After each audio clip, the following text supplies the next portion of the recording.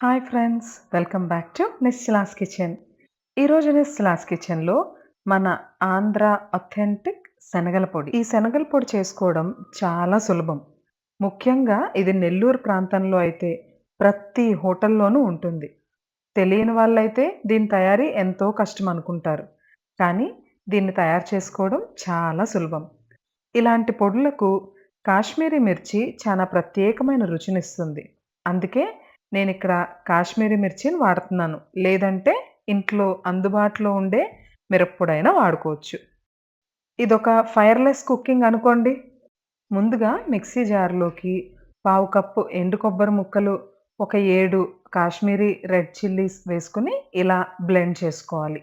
తర్వాత అదే మిక్సీ జార్‌లోకి ఒక కప్ తినే శనగపప్పు ఆర్ వేయించిన శనగపప్పు, పుట్నాల పప్పు అని కూడా అంటారు. ఈ పప్పును కూడా వేసేసుకొని ఇందులోకి ఒక టేబుల్ స్పూన్ జీలకర్రను కూడా యాడ్ చేసి మళ్ళీ మిక్సీ వేసుకోవాలి. తర్వాత అదే జార్‌లోకి ఒక్క వెల్లుల్లిపాయ నుండి తీసిన రెబ్బల్ని తొక్కలొలవకుండా యాడ్ చేసుకోవాలి. అందులోకే రుచికి సరిపడా ఉప్పు కూడా వేసి మిక్సీ యేసుకుంటే మన శనగల పొడి రెడీ. ఇది మరీ మెత్తగా వేసుకోవాల్సిన అవసరం లేదు. కొంచెం కోర్స్‌గానే ఉండాలి. అంటే కొంచెం బరక్గా వేసుకుంటేనే టేస్ట్.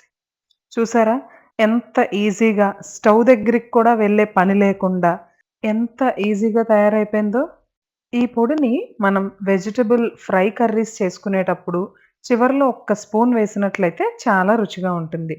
సేమియా ఉప్మాకి ఇది మంచి కాంబినేషన్. దీన్ని వండడం ఒక ఎత్తయితే అసల తినడం అనేది ఉంది చూసారు? అదైతే ఒక కల.